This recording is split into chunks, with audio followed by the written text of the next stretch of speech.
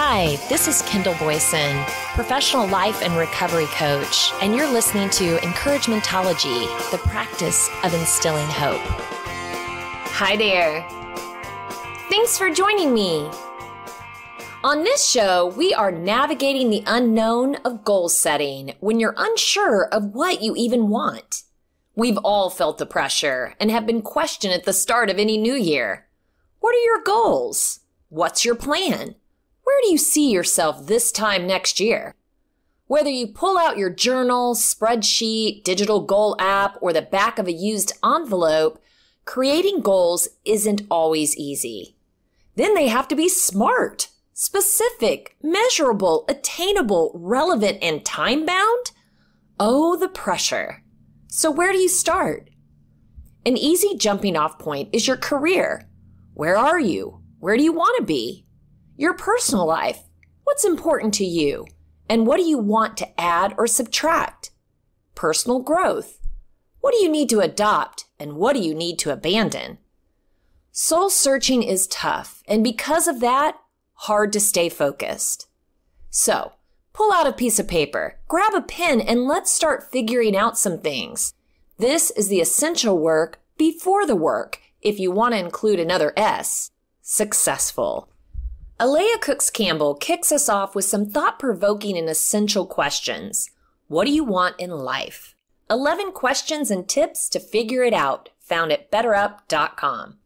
The average person makes 35,000 decisions a day. Whether you're ordering dinner, picking a movie, or deciding on your ideal relationship, trying to sort through the plethora of choices is overwhelming, and every decision demands a fraction of your mental energy. It's no wonder why life's best decisions feel so exhausting. Questions like, what do I want from life? Who do I want to be? And where should I live? Demand a significant amount of mental energy. If you're not intentional about figuring out what you want in life, it's easy to fall into survival mode. You become lost, focusing only on what's in front of you, which leads to frustration and disillusionment.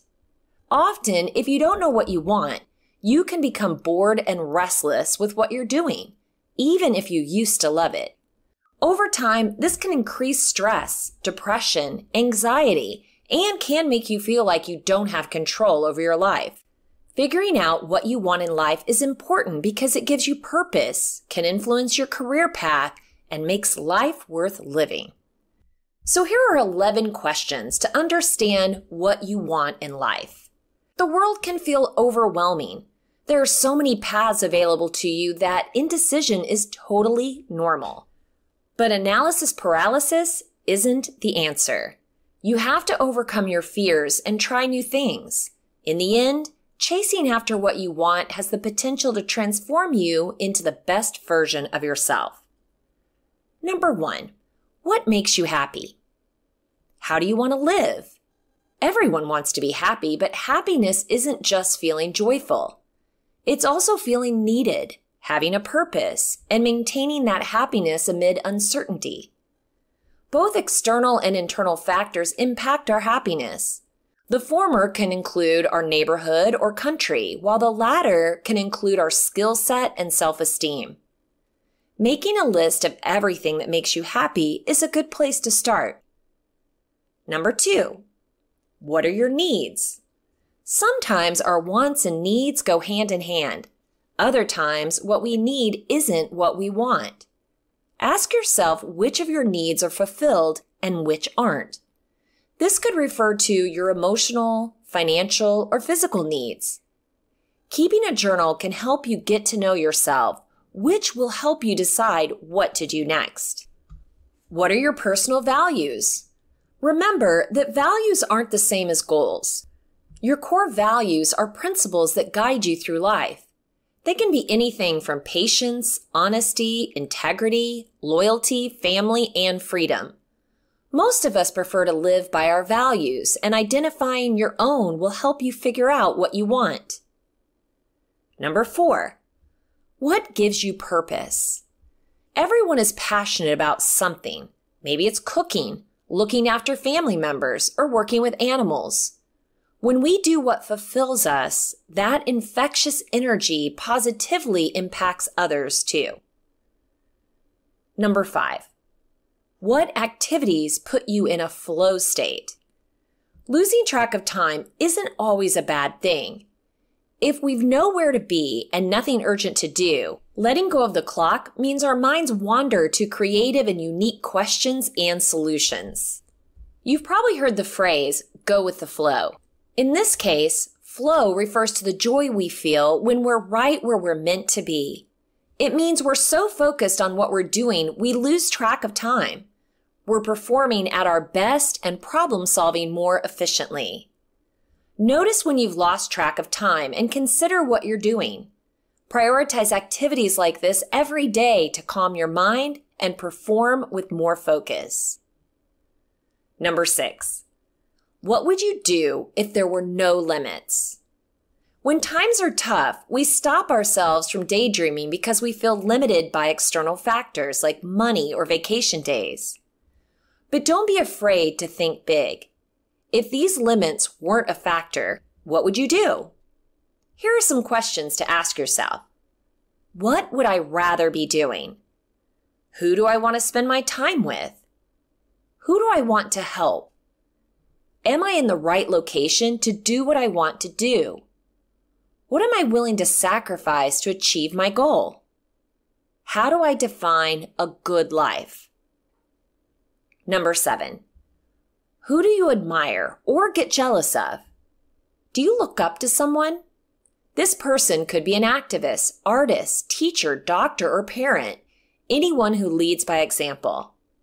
Think about whether you want to emulate this person. You should also pay attention to unpleasant feelings like jealousy. Maybe you know someone who's just landed a dream job or went on an amazing trip. Ask yourself why you're jealous. Self-awareness will help you understand why you feel the way you do and what you really want.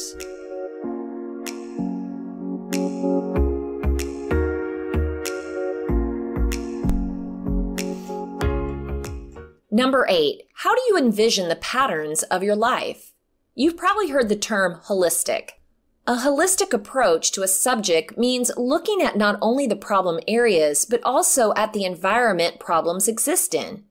For example, a holistic nutritionist might suggest something to ease stomach troubles to someone complaining of depression. Knowing that gut health affects brain health is key to treating a complaint holistically. We tend to think of our lives as having discrete, separate parts like home, work, and friends. But each area impacts the others, from health to confidence to career. Our underlying desire is to change the path we're walking, so we must acknowledge that we're walking many intertwining paths and create goals accordingly. Life is dynamic, and although we can't always control how things go, recognizing this domino effect can give us clarity and help set priorities. Number 9. What do you want? Knowing what to avoid can empower you to make better decisions. Think about what drains you mentally and emotionally, makes you sad, or causes pain. You can set clear goals, career goals, wellness goals, and financial goals to avoid these pitfalls. Number 10. What are your greatest accomplishments in life? Maybe you received an amazing promotion. Maybe you married your high school sweetheart and bought a house in your favorite neighborhood. Maybe you had children or gave back to the community in some meaningful way. Did you feel pride in your abilities after this happened? Is there a way for you to live a life that repeats those feelings? Number 11. Are you willing to work hard? Victories, both large and small, require hard work. Nothing is just going to fall in your lap. Resilience, venturing outside your comfort zone, and learning as much as you can will open even more doors for you. It won't be easy, but if you let a few early challenges impede your progress, you'll find yourself right back in the skewed work-life balance you're trying to escape. Focus on moving towards your goals despite setbacks. Be ready to make sacrifices. Are you willing to stick with something when the going gets tough? There will always be gloomy days, but things are always more beautiful once the storm passes. Something can give you purpose even if you aren't rewarded for it. You can find meaning in doing something without being acknowledged or rewarded for doing it. Perhaps drawing or playing the guitar makes you feel warm and fuzzy inside, but you only do it within the sanctity of your home. It doesn't matter if anyone else sees it, reads it, hears it, just keep doing it. It's okay to embarrass yourself. Whatever you want to do, chances are you'll suck at it initially. Most of us start this way. Building a foundation of hard and soft skills, making mistakes and asking questions are all necessary for success. Vulnerability is crucial because it's what separates dreamers from doers. Have courage. Vincent van Gogh said, "What would life be if we had no courage to attempt anything?" We couldn't have said it better ourselves. Chasing your dreams is scary, but doing so will do wonders for your health and well-being. Don't be afraid to try new things. You're capable of more than you think. Be open to change. Change is the only constant, and embracing this fact will help you deal with change more confidently and comfortably. Your new path may involve significant adjustments to your current way of life, but that's the point.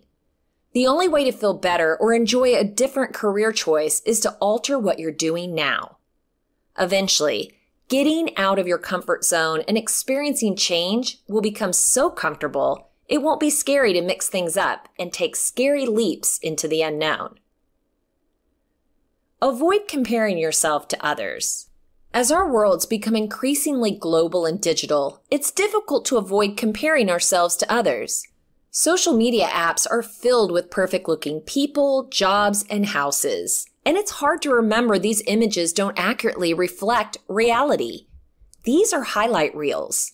While a little careful contrast can be helpful to discover what you want, avoid leaning too heavily on judging yourself based on others' accomplishments. Only you have the history, responsibility, and means you do, so comparing yourself to your own past is the wisest choice. Be comfortable with your own capabilities. They're what you have to work with, and they're plenty enough. So we've all felt that pressure to set goals. You know, Matt and I, every year, we do a little exercise and we write it down. And it's basically starting before we create our goals for next year. We actually do a recap. So we first look and we see, okay, what was on the list for last year? And what did we actually accomplish? If we didn't, why didn't we? What was going on in our life at the time? And also, what wasn't on that list that we accomplished? It is so easy to look over what all you've done when things get hectic. You know, we've talked about that before, that you can have a million great things and then one negative thing happens and it supersedes everything positive.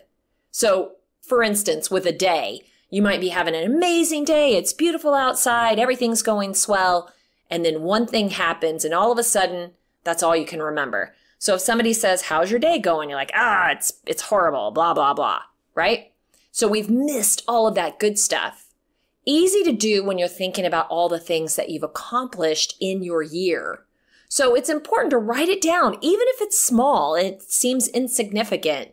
It's kind of fun to revisit those things. Oh yeah, I forgot we did that. Oh yeah, that was a surprise. That came out of nowhere. Wonder why we did that. That was easy. That was hard. Whatever that is, start writing that stuff down. Get yourself a little pep talk and a little celebration with all the things that you've done right. And then you can start formulating your goals for the next year. It's important to consider personal, professional, and spiritual growth, whether that's spiritual, speaking of your higher power, or that's actually just personal growth, however you see that. It's important to get a well-rounded goal approach. Sometimes we get so stuck in our professional lives that that's all we're thinking about, career, moving forward, accomplishing things, and we forget about the other aspects of life. It's also important to think about the whole give-get situation. You know, we focus a lot on self-discovery, self-journey, all about the self. But part of that is you giving back and you pouring yourself. So we're talking about self again. You pouring yourself into someone else. It's important to receive the riches that come from giving just as much as other things. So make that a part of your goal. How do you want to get involved? Is it something on a bigger nature like a charity or a foundation? Or is it just something in your own community? Something that you want to do personally. Maybe you have a goal to meet your neighbors, find a new friend, join a new group, whatever that might be, make sure that's on your list. And then start thinking about those goals as short-term and long-term. Not everything has to be an annual goal. By the end of the year, I want to have this. It's important to build in those mini goals too. What do I want to do first? What do I want to kick off in the first quarter? Sometimes goals can be overwhelming when they're too long. So maybe you have a weekly goal. Mine was, hey, let's stop eating carbs immediately after Christmas. Let's see if we can go a week with that. And then we can extend those. But it's also better maybe to think of your goals as monthly, 90 days, 6 months, a year, or quarterly milestones. Break it out. What do you want to do this quarter, the first 90 days of the year? Then what do you want to do second quarter, third quarter, fourth quarter? We use quarterly goals in business, but we don't really take that same practice and put it into our lives personally. Over at Driven Woman, I found a little extra help on how to set goals if you don't know what you want. There is a dangerous illusion that only if you know exactly what you want, you can get it. More often than not, people who end up being successful in what they do or how they live their lives know what kind of life they want, but not exactly what they want. The second illusion is that even if you knew what you wanted, it's unlikely that you could get exactly that. Getting what you want may actually lead to a disappointment. We don't often know what's good for us until we let life's experiences shape us. Accepting that you can't always get what you want and that it may be good for you sets you off to a good start. This is not to suggest that drifting through life without any goals is a good idea. It's valuable to consciously plan ahead and set goals. Regular reviews of the way you want to live helps you make the most of the one life you have and to live it to the fullest. So here are 5 steps you can take immediately to plan your life, even if you don't know what you want.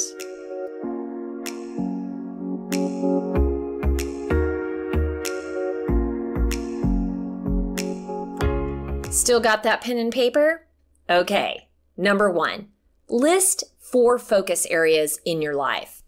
Most of us do lists and goals for work, but not for our relationships or well-being. It's very easy to get carried away with work or a project and neglect other areas of your life completely. So in your list, you may have relationship with your husband or spouse, family, like kids or living a family life, impact, how you could influence others at your work or in your community, and maybe balance, to enjoy the journey. This could include everything from riding a horse to art or cooking with friends.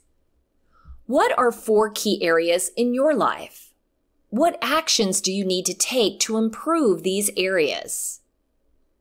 Number 2, what kind of feelings and experiences do you want in your life? List what kind of feelings you would like to feel or experiences you would like to have in each of the 4 key areas. What activities give you a boost of self-esteem or make you feel energized? What kind of people do you want to work with or surround yourself with? When you don't know what you want, it's not fruitful to set goals based on achievement, but based on what kind of days you want to live. Here's a fun exercise: the perfect day. This is where you write down what happens in a course of one day from waking up to going to bed. You can cram as much as you would like and describe whatever is important to you. Number 3, are you doing things that point you in a direction that excites you more? The author said, I interviewed Jody Ettenberg, who writes a fantastic travel and food blog called Legal Nomads, It's probably one of the most genuine and personality-filled blogs I've ever come across. She went from being a New York City-based commercial lawyer to traveling the world for 8 years. I asked her how she ended up where she is now and how she initially coped with the uncertainty of leaving her big job. She told me she grasped what made her passionate, travel and food, and just ran with it. She doesn't think one should necessarily chase one ultimate goal, but to keep an open mind with each step and be aware of new opportunities that arise around you. Her advice was to weigh each option against how they are going to make you feel and if they excite you. It's a good idea to make a list of things that excite you and not just expect those moments to happen. This will equip you with becoming better in spotting the opportunities that might lead to more fulfilling directions in your life.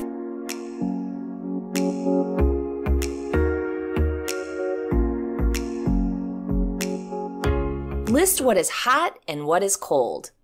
We used to play a game called It's Getting Hotter when we were kids.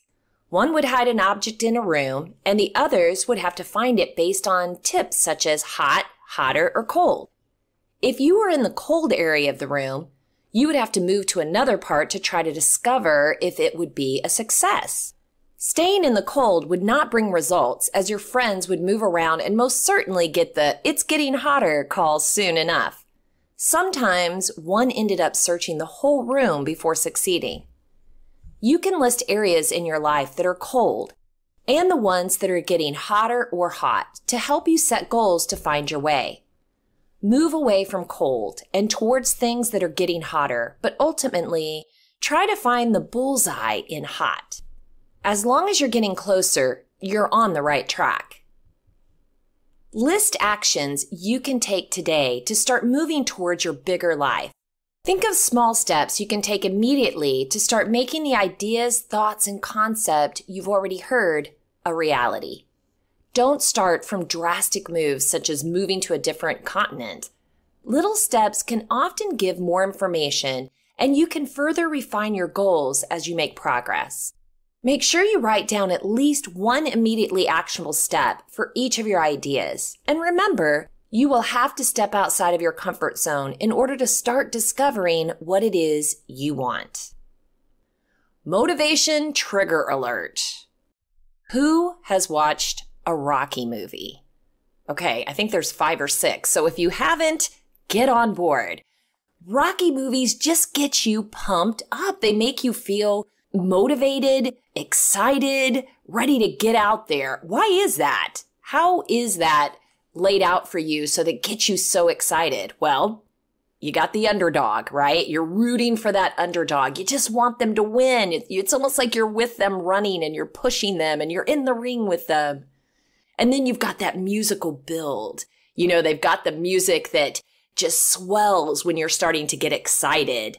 You've got the lighting and the different camera angles. I mean, it just makes for such a wonderful, motivating story. Remember the top of the stairs in Philly? I mean, who wasn't jumping up and down with him? Who didn't leave the theater or the comfort of your own couch wanting to just rule the world? Well, mantras are there for you for a reason. They're meant to pump you up. Haha, thanks Hans and Franz from SNL, but you get the point. It's there to give you that extra motivation when you're starting to fail. It's easy to do. We've got great intentions. We want this goal. We see ourselves going for it. But if you don't enlist the help of some tools, some coaching tools, it will fall by the wayside. You'll start talking yourself out of it. Well, tomorrow. Well, I missed today. So let me just get back on the horse tomorrow. So what can you do to enlist the aid of a coach for your training? Well, you can get a coach. You can definitely get a life coach, a motivational coach. You can get a training coach, like an exercise coach. Or you can consult things like self-help books, podcasts, get an accountability partner. Remember, that's that person that's going to be honest but kind. Someone that you can lay out your goals with, check in with, let them know what you've done, what you haven't done, where you feel weak, where you feel strong. And they should mirror that and come back with some really helpful feedback. You can also leave yourself notes and reminders, Whatever works for you, why don't you try a few things? And I say a few things because typically we try one thing, it doesn't work, so we scrap the whole project. Try it. If it fails, go back to the drawing board, try another one. What works for you is not necessarily going to work for someone else. And when you do that check in with yourself for the long haul. Try to keep your eye on the horizon. Where do I want to go? If we get stuck too tactically in the ditch, just digging the ditch and never being strategic with our goals, then we could go all over the place unnecessarily. And remember, one more. It's that idea of just one more thing today. When you feel tired, what is one more thing that you could do towards your goal? One more.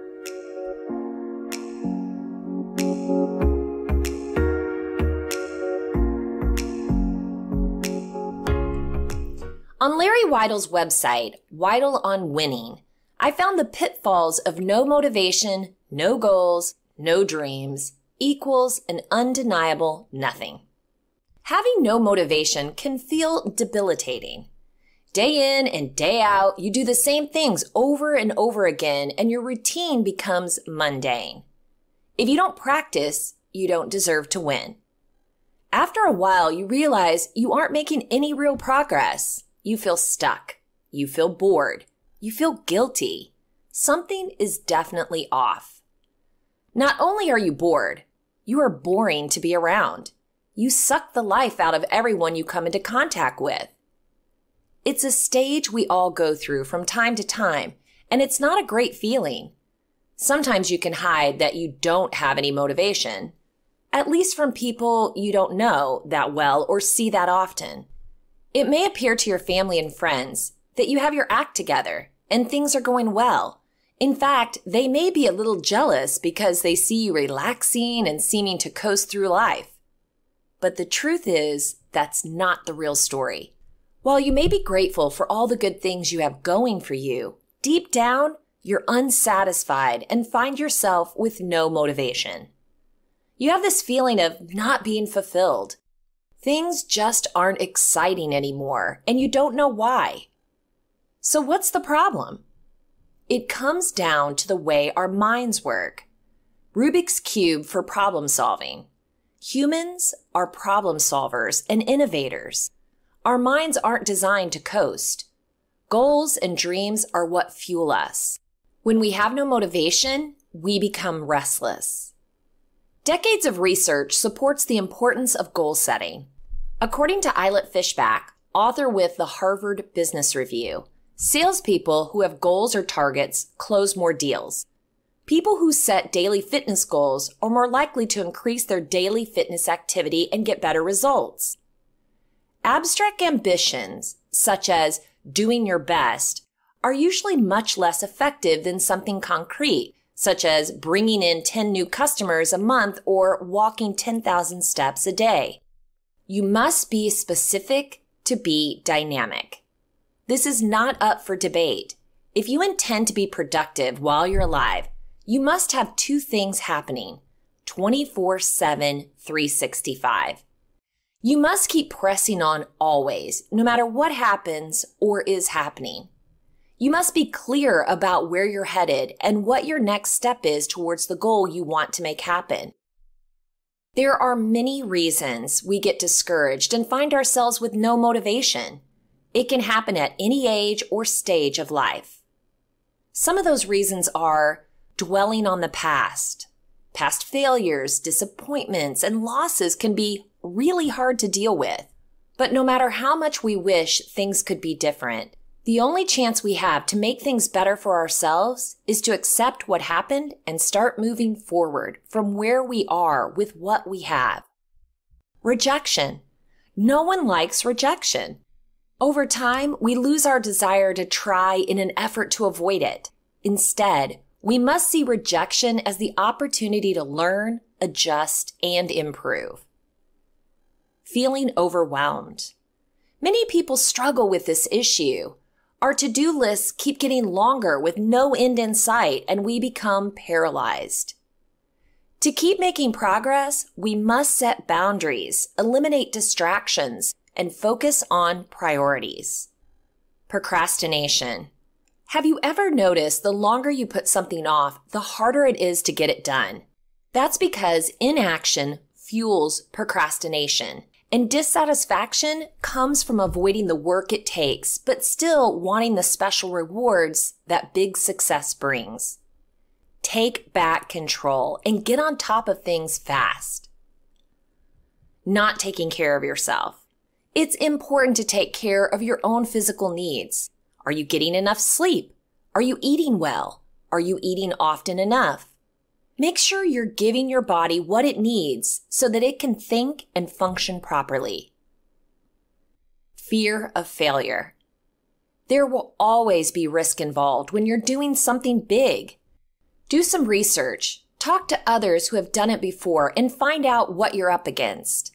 All of the answers are out there. You just have to look for them. Remember, the Bible says, "Seek and you will find." Without motivation, talent is useless. If you have no motivation, this is a problem you need to fix immediately. When you have no motivation, you're wasting your time and your talent, and life is too short for that. You don't get those wasted days back. You could be incredibly talented, have the best contacts, and have a ton of experience, but they aren't going to do you any good if you aren't using them. All of these are like cooking ingredients sitting on the shelf in your own pantry.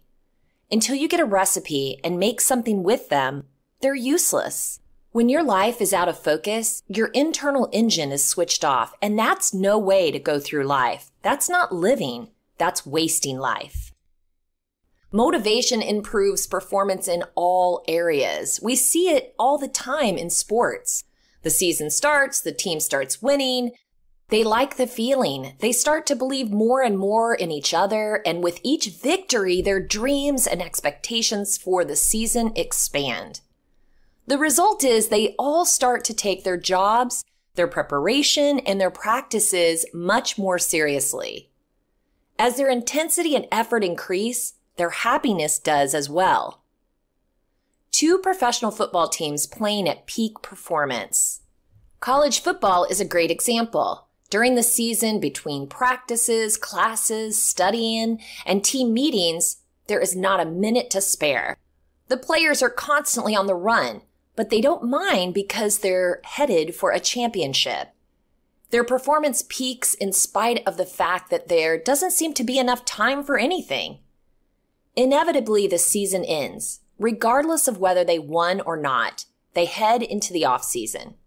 From an outsider's point of view, you'd naturally assume their grades would go up because they have more time for class and studying. Their schedules have really cleared up so they can focus on academics. So what is the result? Do their grades go up? No, just the opposite. Invariably, college football players' grades go down in the off-season. It's hard to explain.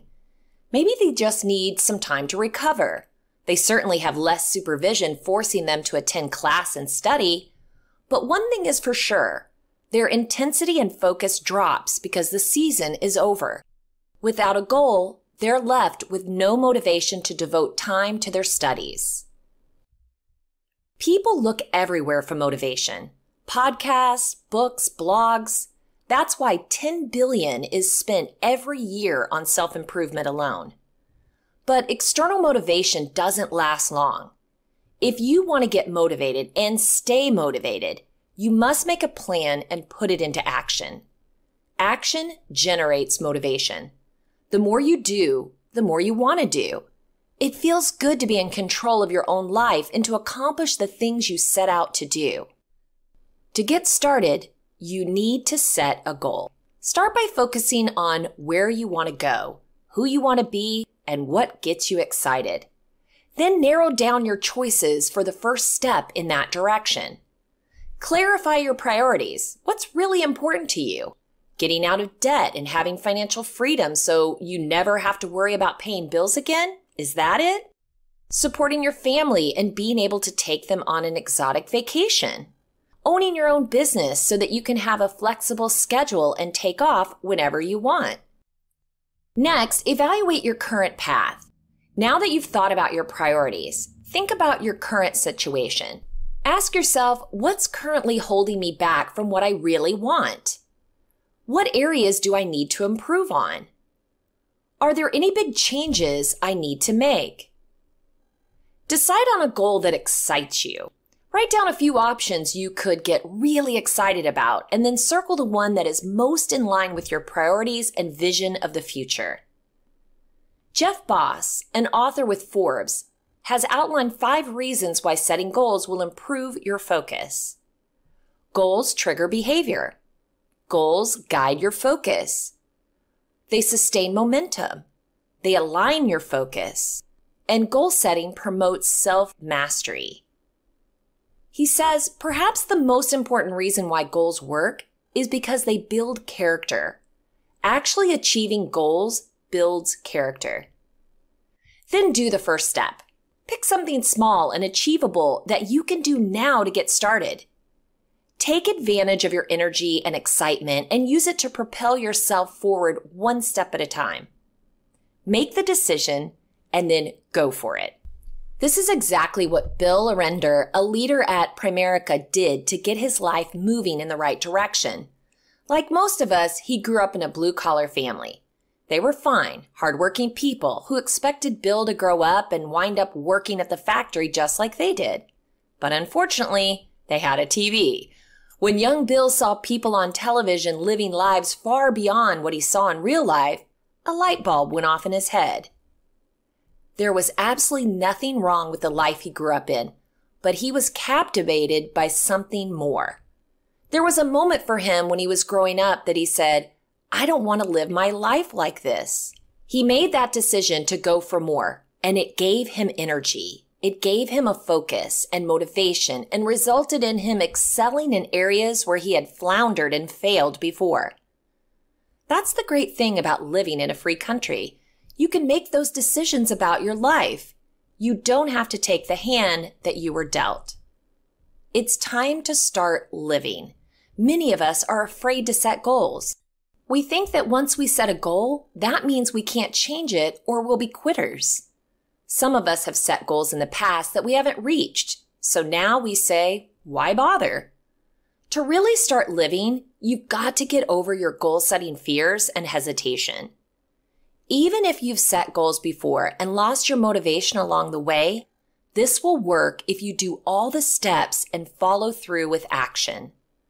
Goal setting is just like anything in life. The more you do it, the better you get at it. Whenever you find yourself with no motivation, no goals, no excitement, say to yourself, this isn't going to work. What is it that I could get excited about right now? Without goals, there is no motivation. You drift, and drifting never leads to happiness or fulfillment, but moving towards an exciting goal can electrify your life. Figuring out what you want before setting goals for the new year is an essential step in creating meaningful and achievable objectives. Set aside dedicated time for self-reflection. Consider your values, interests, and passions. Review the past year and identify what brought you satisfaction, joy, or a sense of accomplishment. Still worried about putting a hard goal to paper? Consider starting with intentions. Intentions focus on how you want to feel or who you want to be, allowing for flexibility in the ways you achieve them. This is an alternative way to get started if the rigid SMART goal has you running for the door. Remember, have fun and don't overthink it. Just get started.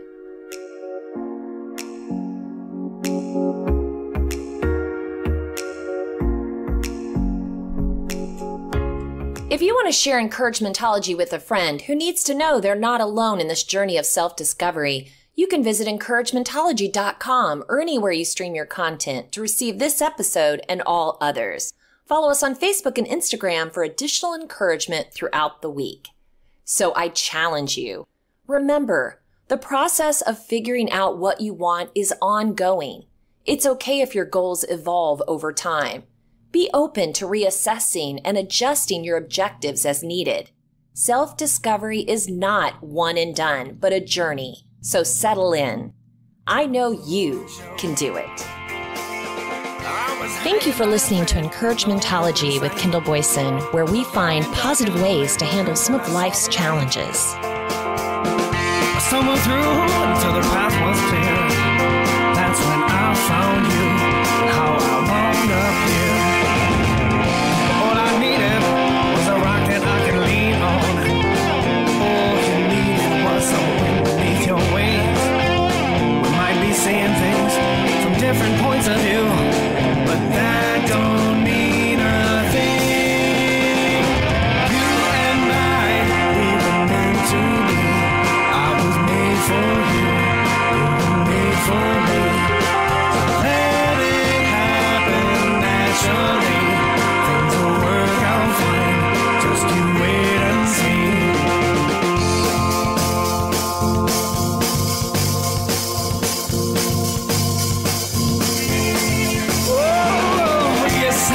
My lap one summer night. There was only one star out, but it was shining bright. So I held you in my arms with all my might. It felt good to be in love again. I didn't want that night to end. All I needed was a little motivation. All you needed was a light to guide the way. We might disagree until we drive each other crazy.